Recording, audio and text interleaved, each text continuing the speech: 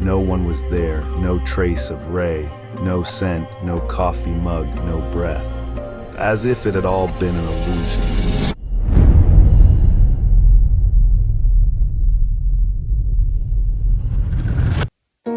Autumn draped the remote Indiana countryside in a vibrant golden blanket. Endless cornfields stretched along the road like living walls, shimmering under the fading sunset. The wind rustled through ancient oak trees, their leaves whispering secrets from centuries past. The air was calm, almost still, broken only by the heavy crunch of truck tires on the old red dirt road. Ray's weathered green pickup rolled slowly toward their small farmhouse. For nearly 20 years he'd driven these delivery routes, knowing every pothole and curve blindfolded.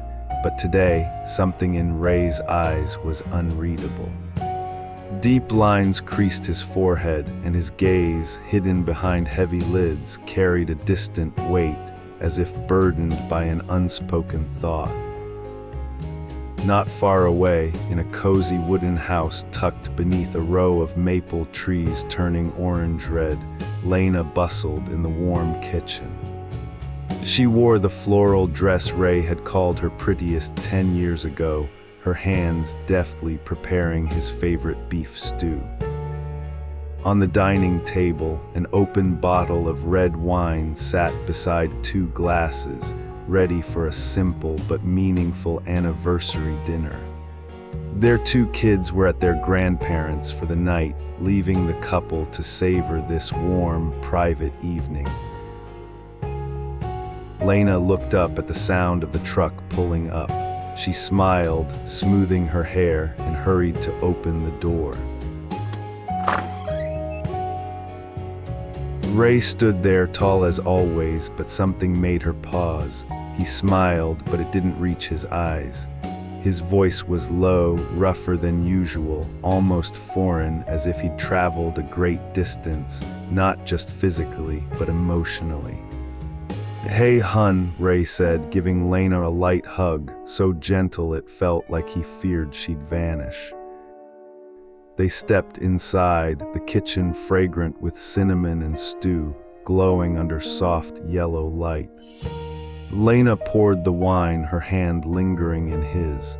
She chatted about her day, the meal, the kids, while Ray sat quietly, listening.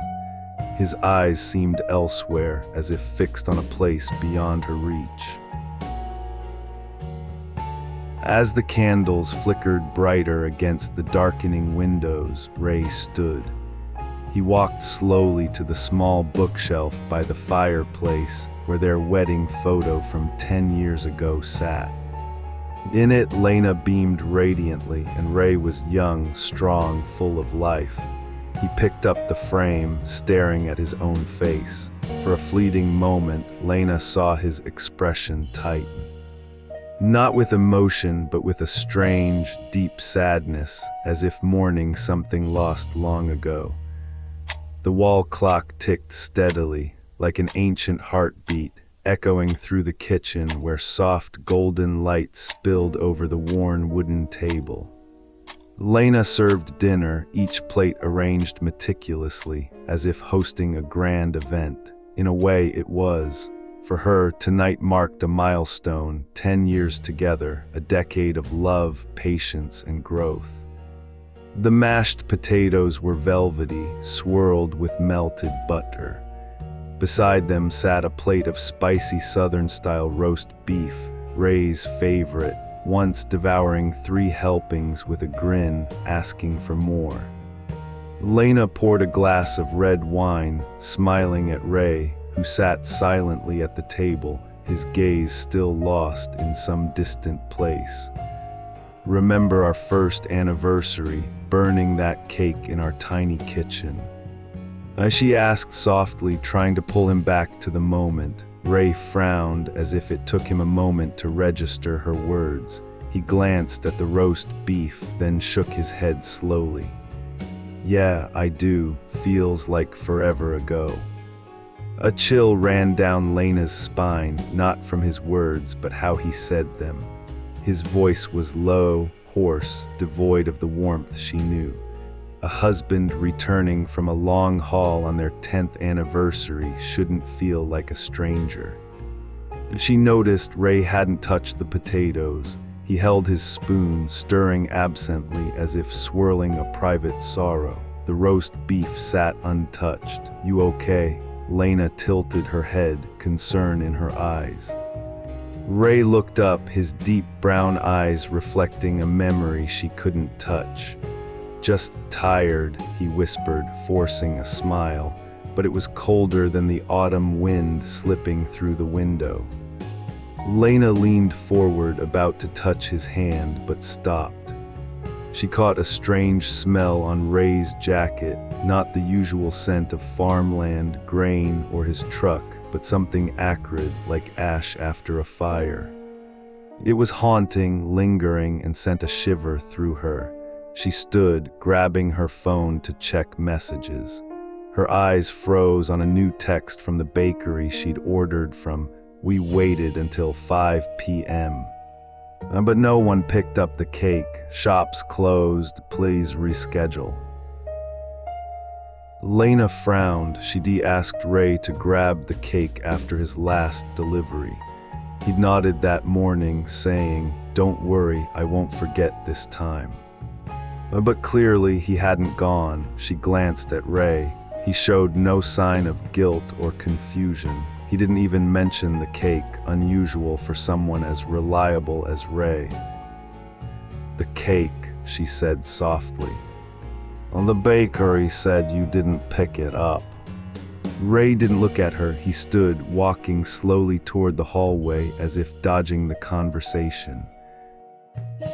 "Ray," she called, her voice sharper. He turned, his eyes swallowed by the hallway's shadows. "I forgot, sorry."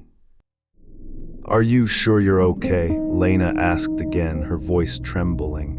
Her worry was no longer just a wife's concern, it was a deep, instinctive unease.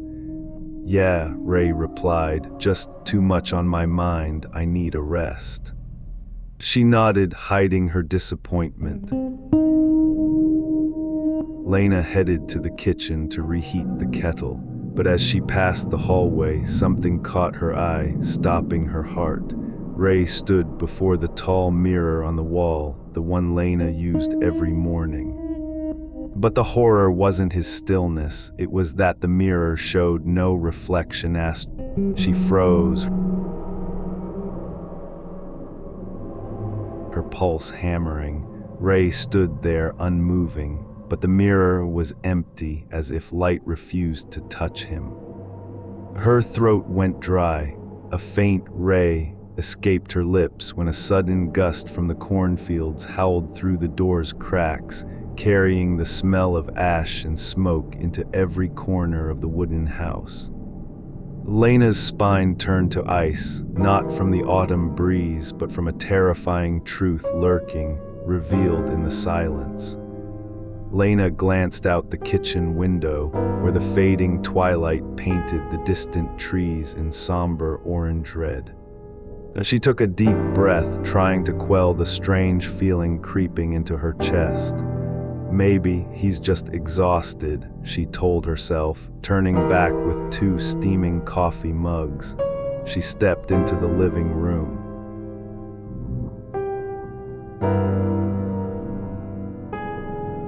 Ray sat silently on the old sofa by the fireplace, staring at some undefined point on the blank TV screen. Lena set a mug before him, saying gently, "You need some caffeine. I made your favorite, Guatemala, bold as you like it." Ray didn't respond. He gave a slight nod, his eyes lost, as if clinging to something not of this place. Lena sat beside him, reaching for the remote to turn on the TV. The screen flickered, then settled on the local evening news. A serious truck accident occurred this morning on Highway 12 near the Prairie Road intersection. According to Middleton County Police, the delivery truck lost control and crashed into roadside trees. The driver was confirmed dead at the scene.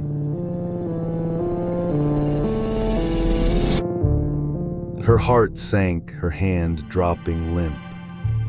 A deafening crash echoed through the quiet room as her coffee mug shattered on the floor.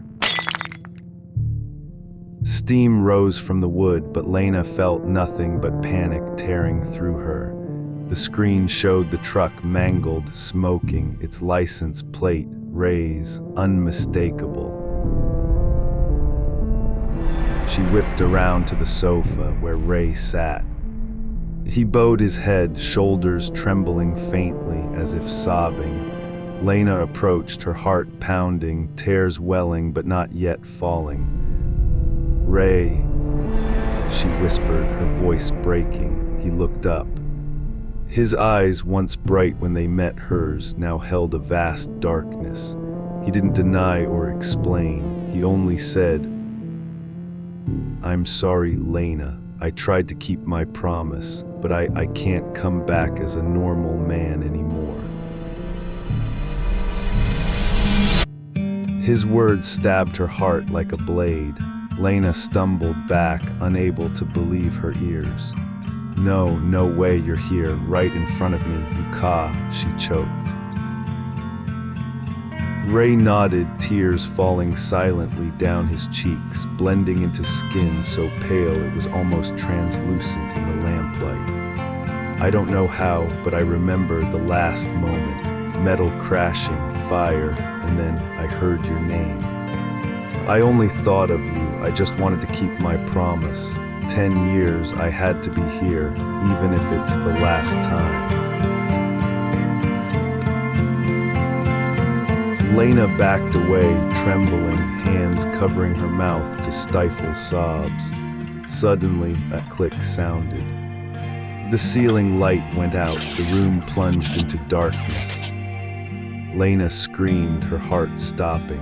The darkness pressed on her lungs, making it hard to breathe. She fumbled in the pitch black, calling Ray's name like a lost child. "Ray, where are you?" No answer. She groped for the nearest light switch, flicking it frantically. The light flickered, then flared back on. The sofa was empty. No one was there, no trace of Ray, no scent, no coffee mug, no breath. As if it had all been an illusion. No way, Ray. Lena ran through the house, opening every door, checking every room, every corner. But Ray was gone, as if he'd never existed.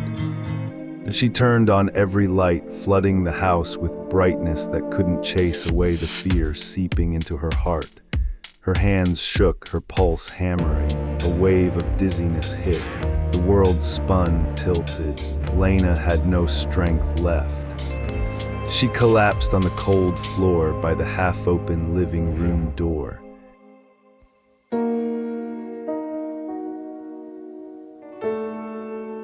The wind outside whistled through the gap, carrying the smell of ash and smoke, faint but lingering, like an embrace from another realm. The distant wail of police sirens grew closer, piercing the quiet night. Lena jolted awake, her head throbbing. She couldn't recall how she'd passed out.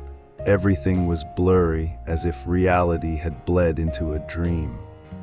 The night wind slipped through a cracked window, cold and dry, carrying the scent of burnt grass and damp earth, sending shivers down her spine.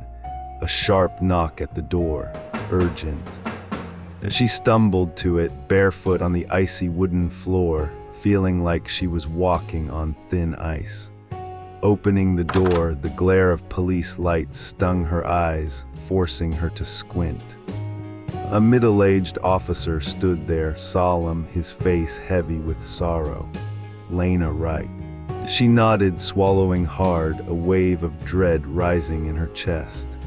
"We're so sorry to inform you," he paused, voice softening. Your husband, Ray Wright, passed away at approximately 5:45 p.m. today in a traffic accident on Highway 12 near Prairie Road. His truck overturned and caught fire. We confirmed his identity through documents and the license plate. Lena stood frozen. She'd seen it on the news hours ago, but hearing it confirmed by the officer in his flat, cold tone was like a knife through her heart.